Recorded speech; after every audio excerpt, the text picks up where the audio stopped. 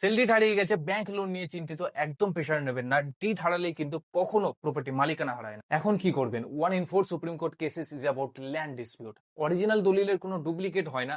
আপনার দরকার রেজিস্টার্ড ডিডের একটি সার্টিফাইড কপি। সবার আগে এই 4টি তথ্য সংগ্রহ করুন: ডিড নাম্বার, রেজিস্ট্রেশন ইয়ার, অনারের নাম আর সাব রেজিস্টার অফিসের ডিটেলস। এরপর নিকটবর্তী থানায় একটি জেনারেল ডায়েরি করুন এবং নিউজ পেপারে একটি পাবলিক নোটিশ দিন। ভবিষ্যতে লোন বা বিক্রির জন্য এই প্রুফগুলো খুবই জরুরি। এখন সরাসরি ওয়েস্ট বেঙ্গল রেজিস্ট্রেশন পোর্টালে গিয়ে অনলাইনে আবেদন করুন অথবা visit the sub register office if needed.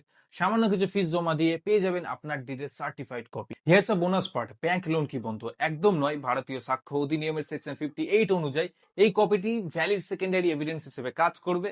আর সাথে একটি টাইটেল সার্চ রিপোর্ট করিয়ে নিন, যে কোনো ব্যাংক আপনাকে লোন দিতে সহজে রাজি হবে। দেয়ারফর অরিজিনাল নেই বলে কম দামে কিন্তু প্রপার্টি বিক্রি করতে যাবেন না। এই ভিডিওটি এখনই সেভ এন্ড শেয়ার করুন, কারণ কাল আপনার পরিবারের প্রয়োজন হতে পারে। To secure your property, follow and subscribe Sailoka Yom Real Estate Advisor and let me know in the comment section if you feel it informative. Thank you so much. Bye.